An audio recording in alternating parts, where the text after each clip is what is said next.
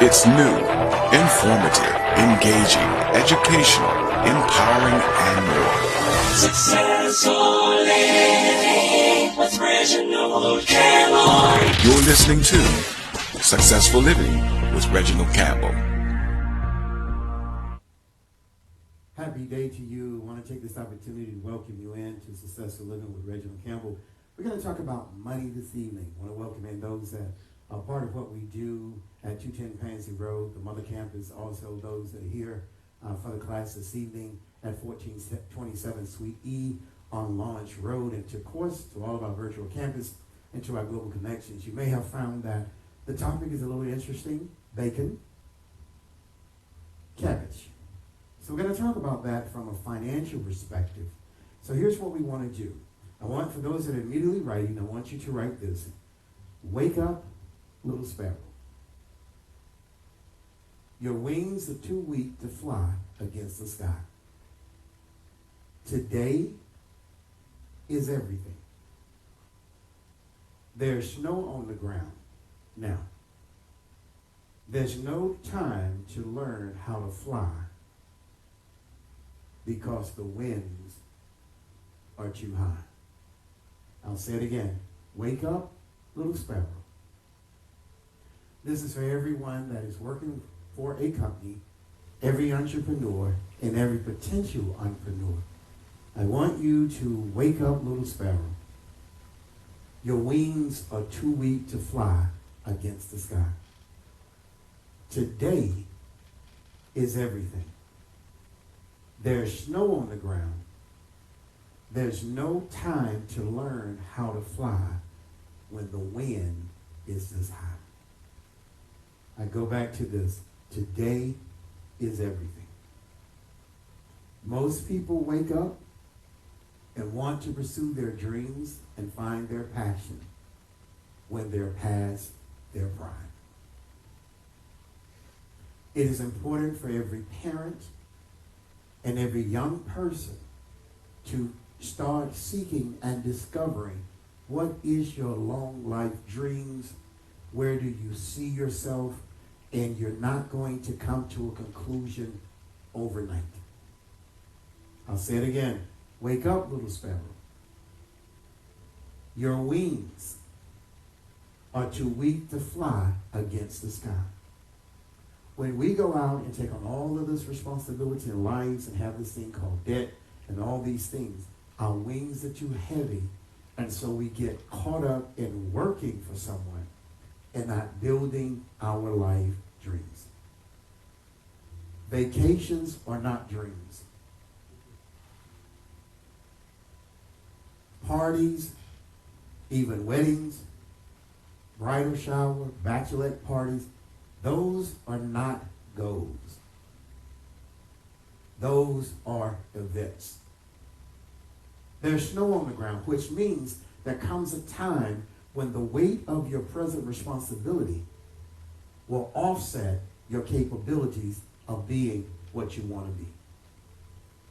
So then here's the point. Then there's no time to learn how to fly. It's hard to invest in a business when you put all your funds into survival. It's hard to grow a business or to start a business and have no startup capital.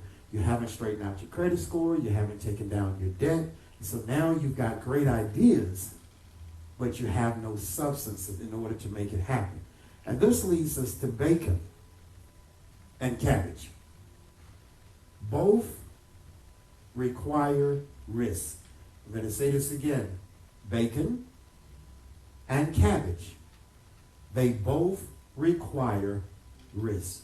Anything that you want to do, anything that you're trying to dream, anything that you want to establish, anything that you want to purchase that of sustainable value, there comes risk with it. If you decide to go to school or go to college or advance yourself or higher education, it comes with risk. One of the risks, you need to examine what you're going to school for. What is the market willing to pay for it? And how sustainable it will be on the market. There's no need to go to college for a job that's on the way to be phased out in the next 3 to 4 years. You've wasted your time. Both of these, bacon and cabbage, they both come with risk. Now, one risk is higher than the other one. Would you like to pick which one you think it is? Someone said bacon, someone else? Someone said cabbage. I will let you make the decision. If you're going to have bacon, somebody has to kill the hog. So for those dreams to come true, something has to die in the present in order to build the future. If you chose cabbage, something has to be cut down, a field has to be cleaned, it has to be fertilized, and then you can plant seeds. You have to determine the risk of what you're trying to do. Here is what happens to most people. They get caught up in the levels of procrastination. And so what most people don't realize between bacon and cabbage, your life today and your expenditures today required your attention years ago. And where there was no investment years ago, now you're at a place in your life that you have all of these other additional responsibilities, but you don't have the sustainable income in order to reach them. So when you're missing it, you're missing opportunities because at that point in your life, you thought you had enough. That normally comes with survival and struggle and making it. And normally when people survive and struggle, they want to dive into this thing called immediate gratification. So instead of taking your first little profit and reinvesting it or setting it to the side, we take it to show other people we're in a beginner stage. Am I making sense? Can I go back to what I said earlier? Wake up, little sparrow. Now it tends to make more sense. Your wings are too weak to fly against the sky, which means you don't have the wing tendons are not strong enough to resist the wind. So now your ideas can't get past your issues of everyday life. You have a great idea that could bring money and could produce money, but because you weighted yourself down. I read one article where one person has 2 vehicles, and between the 2 vehicles, one vehicle is $1,800 a month. The other vehicle is $1,200 a month. They are paying $4,000 a month for 2 vehicles that are going, and that is, at this point, depreciating. Wake up, little sparrow. Your wings are too weak to fly against the sky. Today is everything. There's snow on the ground. There's no time to learn how to fly when the wind is high. Risk. What do you mean with risk? Creating space for future building processes that produces a greater yield. When you're going to take risks, your risk percentage should be based on, if I take this risk, does it build my future? And if it builds my future, is it productive enough to pay me 3 times more than what I put in? So what that means, most people want to take enough to get by. You have to take something that you grow into. Not take something that in the next 30 days is going to be outdated. Or they're no longer teaching it anymore. Does this make sense? Here is something. Children are the world's most valuable resource and its best hope for the future, by John F. Kennedy. There is sometimes your children can give you ideas that can help establish the family for generations to come. I'll say it again. John F. Kennedy said, children are the world's most valuable resources. When are you spending time with your children that they can introduce you to another level of technology that you're not used to or you haven't been exposed to. Because if you started early enough, it will grow and build the future. See, here's the thing. With bacon, something has to die. And from my understanding, every particular part of the hog that was killed is usable. You have to make sure that when you begin to invest, that you have where this investment will come back and multiply what you invested 3 to 4 times over. So here's the thing. So if I'm trying to say, okay, what am I getting out of this? Nothing can sustain success without processes.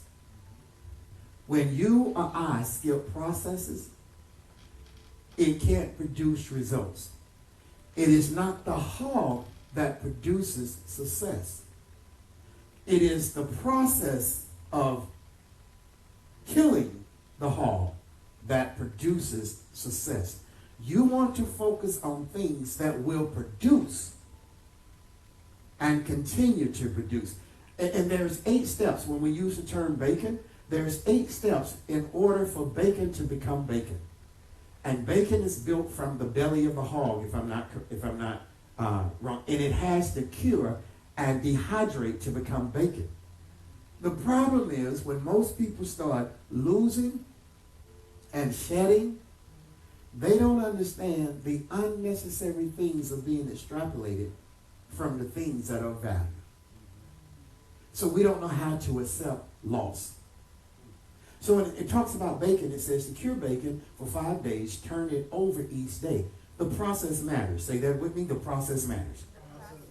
This is very important as the curing dehydrates the bacon. It shrinks it. So sometimes people want all of this big stuff that has no bad value, and when you put it in a hydration arena, it dehydrates it, but now it's called concentrated. You can't be in everything and do everything, and you're going to have to expect in any of your planning to project 20% waste.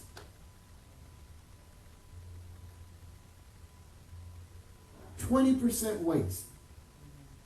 This is what we go through, and I was talking to this young brainiac right here. They take subjects in school that they think that they hate, but what those subjects do is it stresses their minds to make them be able to have a bigger footprint to receive going down the road.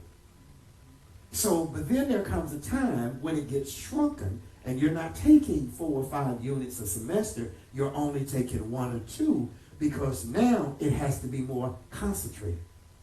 If you're going to be successful, success doesn't show you how big you are.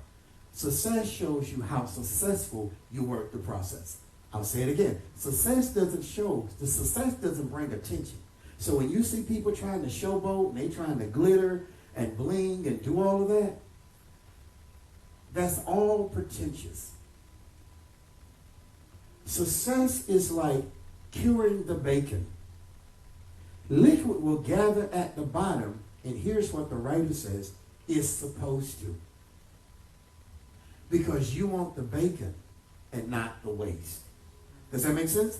So when you start talking to people, you have to evaluate real quickly, is this something of substance, or are we just having a philosophical waste of time, bumping our gums, what we not going to do kind of conversation?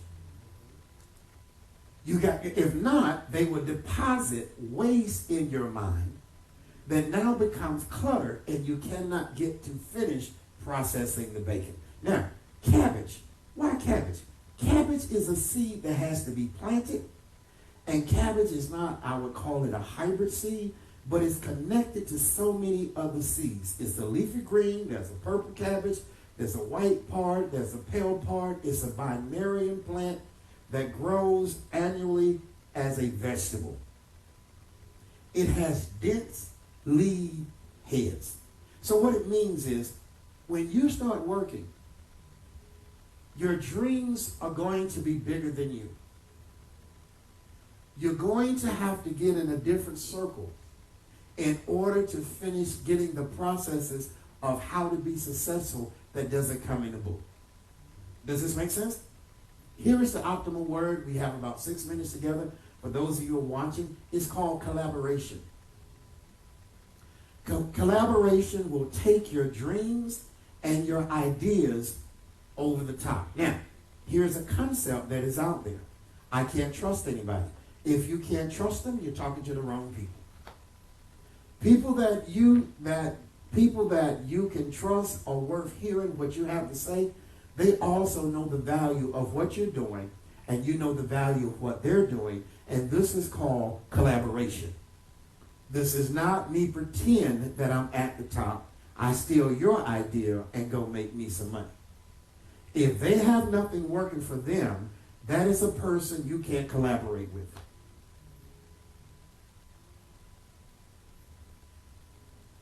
You can't be talking to a farmer and not willing to plant seeds and cut down trees and refertilize the land and structure the land and understand what type of soil you have to plant.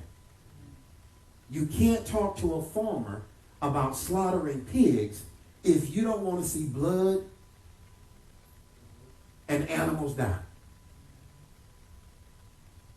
You can't talk to people who can't bring something to the table that you can share, because collaboration is sharing information, experience, not talking hypothetically about what is and what could, and I thought about doing this, and I was looking over yonder and all. Let those people be at the event. Okay, let those people go to the events. Let them go put on their bow ties and their dresses and floss around and their outfits, and there's nothing in the world wrong with that. But people who make decisions and build economic strength are not in the same room with other people. Now, I'm going to give you a couple things real quick that should make a difference when you collaborate. Number one, fresh ideas. Which leads to number two, it gives you a new perspective of learning how to sharpen what you have. Number three, it leads to a creative think tank where you gather information from different people to accumulate different perspectives and conceptions. I'll say the first one again, fresh ideas. Number two, new perspective of what you're doing and how you're doing it, why you're doing it, when you need to do it. In other words, it's tough to plant cabbage in the snow. Wake up, little sparrow. You can't make a mess of your life for 20 years and expect it to turn around in the 21st year. Number three, generate creative think tanks where you can bounce ideas and concepts off. Now, here's the problem. The narrow-minded person that goes into a conversation like this only see it one way. You may go in with subject matter A, and by the time you finish having a conversation, it may be subject matter C. If you're not willing to massage and know the difference between bacon, something has to die. Cabbage, something has to be cleared, prepared, and sown. Two different perspectives, but they both create a yield. Because if you do not cut the cabbage in the first year, it will bloom and sprout out seeds, and the next year you will have more cabbage. The reason the cabbage is considered a binary product is because if you cut it when it grows, it can't produce anymore. So there are some things you have to use as a startup principle in what you do. This is the stepping stone to the next step. Does that make sense? Do I have some business-minded people with me that understand what I'm saying? So if you cut the cabbage and it's its first crop, it cannot produce anymore. That root will not produce cabbage anymore. If you don't cut it, it blooms and sprouts seeds. Now you can plant those seeds. So you have to determine as a business owner, Do I just want a hit for myself? Or do I want the album version? Do I want a single hit? Do I want to be a one-hit wonder? Am I making you all think? If you want to have something that grows, you're going to have to let it sprout and let it morph it into something else. Does this make sense? Number 4 means you develop partnerships. When you have partnerships, you open the door for number 5. Partnerships create resource opportunities. When you connect with like-minded people, they can connect you with the resources that you need and credible resources to open and advance your dreams and your vision. There's a different requirement for the pig. There's a different requirement for the lettuce. You can't do both. Most people try to do too much at one time. And the particular product that he or she or they are trying to produce cannot produce because there was never a process set in place. And if there's no process, there can't be substance. If there's no substance, there can't be growth. Am I making sense? I'm talking to entrepreneurs and business people now. Right? Number 6. Now, strategies are born. When you have resources, and I'm going to tear this word up because I'm terrible with S's, and I had to go early in my life to learn it. It is, and I do it for a living. It's called strategic. Come on. Strategic. Yeah, I can't. I tear it up every time because I know y'all. Okay, see, look at you. I see. I could punch you in your lip right now. I see. She like. You see how her lips were? Yeah. And he said, "Ooh, he old." Mm-hmm. Yes. Come on, say it for me, baby. Now she's straight. Now she's straight. Now she looked at me. I'm live on camera all over the world, tearing up a word. I'm asking for help. Mm-hmm. Strategies are born. If you're not willing to let your ideas be reshaped, you're already a failure. I just worked with a client, and he built everything he wanted. But everything he built was centered around him. Now he's at a point where he needs to expand, and what he built can't function without him. I say it again. You can't scale when it's about, if you are the product, you don't realize the pig and the cabbage has a life cycle. If you are the product, you have there's going to be a point that you're so relevant that people are going to just want to eat you up. And then there's going to be a point that ain't nobody going to call you. Strategies are born. Number 6. Number 7. Do I know? Number 7. Old ways of thinking die. That's number 7. If the pig doesn't die, you can't have bacon. There are some situations, some associations, some people that you hang out with. Those relationships have to die. They bring no value to your present, and they don't have the elasticity in them to stretch for your future. You need to be in a circle that challenges you. Not you, it challenge your gifts. Does that make sense? And you'll find yourself not having the capacity to go back to your events and who you are hanging out with because it doesn't stimulate growth. Because once real creativity and real entrepreneurship open up, you live, eat, sleep, and drink. Your mind is always thinking of the next leap. And you say, well, why wasn't I there? You didn't go through the process. Can I give y'all a bonus? And actually, the gentleman that's in here, We had this conversation. You have something you want to ask? Because you look like you got hit. She like she got hit with a pie. So I'm like, if you want to, because you want to have a comment? No, my comment was, you said relationships have to die. I wanted to offer An alternative? an alternative Okay. to how about relationships have to be repositioned?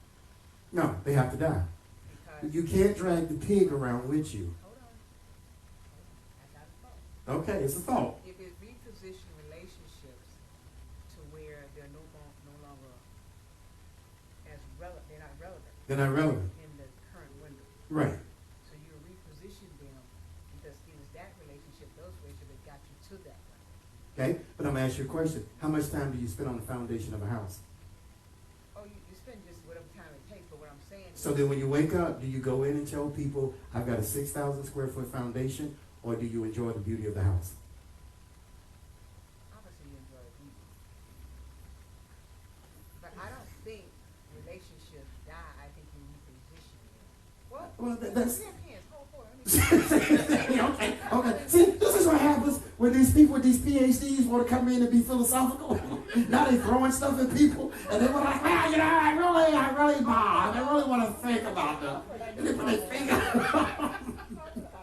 Yes, and they're looking for an alternative because when they dig out the trees, let's say you have Big Mama's plum tree at the back, and it's 110 years old. Okay, I get it. When you have, oh, okay, can we say that a little louder? No, Okay. because some relationships for seasons. There you go. They're for seasons. For It's seasons. seasons. So you're gonna sell it, and every time you go back to the house, that was big. We cut down Big Mama plum tree. Nobody. Yeah, it's for seasons. There's a season, and it doesn't mean that you don't speak and socialize with the people and be nice to them. But remember, here's the point, and this goes back to the other point that I've been trying to tell entrepreneurs and potential entrepreneurs and business people.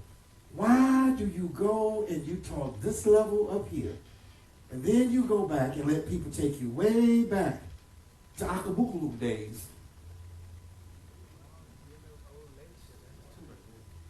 Hello, too much energy, and what did you just say? If you go back to old relationship, that's all language they know. That's all the language they know.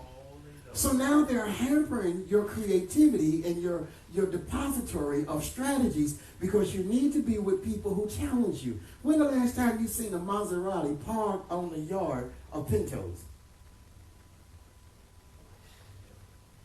I saw an Aston Martin in my neighborhood and I almost ran into the fence. Not the fence, the brick wall. Because I was like, it's like I saw, I don't want to say Jesus, but it's like I saw an eclipse and I said, oh my God. And there was this beautiful raw blue vehicle and I was looking at the front and I was like, I think it's a Genesis. And I was looking and then I looked at the back and I saw the tail lights and I had to keep driving because I didn't want to cause a wreck. And so I had to go look it up and it's the new 2025 Aston Martin Vintage. And I said, man. You wrecked my baby car. Yes, yes, My baby car. yes. And I can't go talk to that man in that 2025, which they start at $200,000, and I'm sitting up there in the put, man, I don't like your car. I want to get me one. Ooh, he not even gonna crack the window for me. That's my point. You can't do it. If I'm admiring it, I more than likely can't afford it. Okay, let me make it plain to everybody. If I'm admiring it and my heart races, I'm sweating now thinking about it. If I'm doing all that, yeah, then more than likely I can't afford it. Okay. Okay. Now I'm gonna give you something and I was talking with a very good friend. I'm gonna give you this. This is an added bonus. I learned this from a gentleman that was in the room, and I've shared it. The question becomes, is it a problem? Or is it the standard? You can't have a problem if you don't have a standard. You have to have a standard first. Then, if you have a problem, you go to the standard to resolve the problem. If you have no standard, you don't have a problem. You have complete chaos. Deuces. I'll see y'all later. Figure that out. and we'll get back together soon.